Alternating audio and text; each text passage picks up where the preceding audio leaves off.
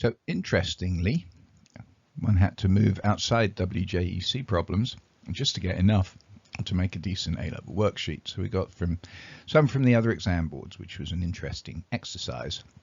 Anyway, start off with an Edexcel multiple choice question, essentially, which reaction has a negative value for delta S of the system. Now, the huge thing that you look at when you're trying to determine the sign of delta S is gases. The more gases you got, the more entropy you have. So I've started off here with already highlighting the gases in each of these equations. So copper plus O2, O2 is a reactant, no gases as the product. Here we got gas as a product, so a nice increase in entropy. Another gas as a product, increase in entropy. Another gas as a product, increase in entropy. So the only one in which you have gas as a reactant but no gases as products is the first one.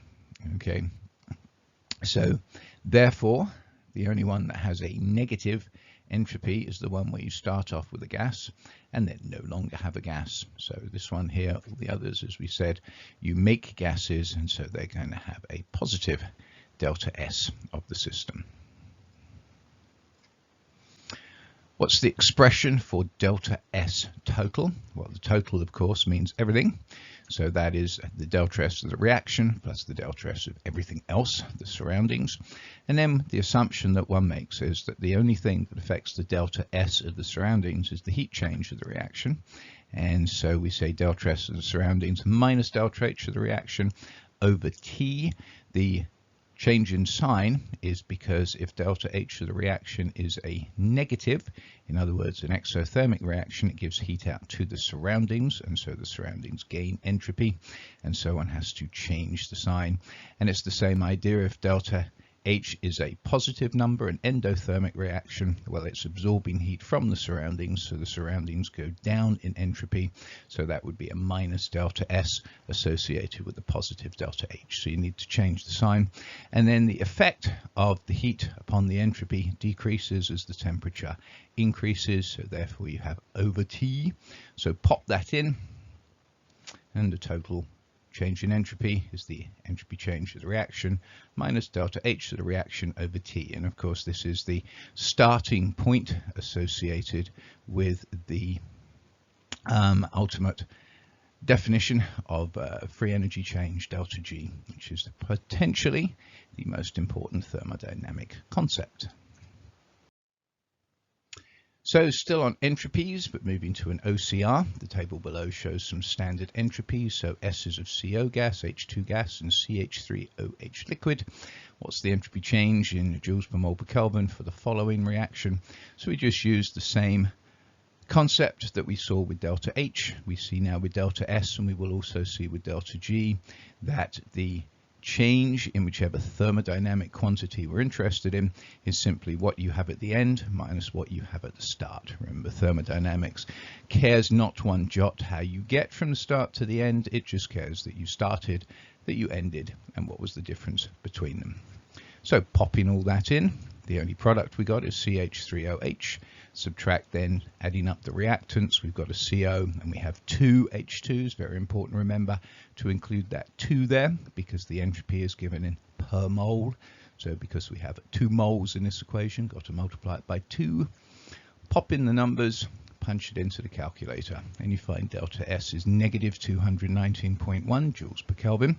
Now let's make absolutely sure that that makes sense, because one of the nice things with delta S is that without too much conceptual application, you can double check yourself. So we're saying a negative entropy change here. Does that make sense?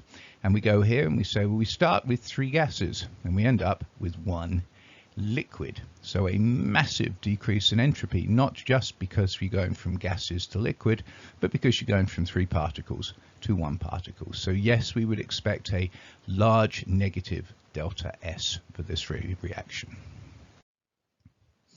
Entropy change to the reaction below is positive. Give a reason for this. Well, the standard old dealie, there's your gas. Okay, and so we go from 3 particles in solution to 2 particles in solution. A particle is the liquid form, but then a particle in the gas. Anytime you make a gas, anytime you have more gas molecules at the end than at the start, increase in entropy. Hydrated iron 2 ions react with ethane dioate ion C2O42- to form a complex ion. Explain in terms of entropy why this reaction is feasible. Well, let's look at the whole reaction. We've got this here, one particle floating around in solution, plus two more particles floating around in solution, making one particle that floats around in solution, and four overall particles. Okay, and so when we increase the number of particles within a given phase, then we're going to see an increase in the entropy. So we can say for sure that delta S for this reaction is positive.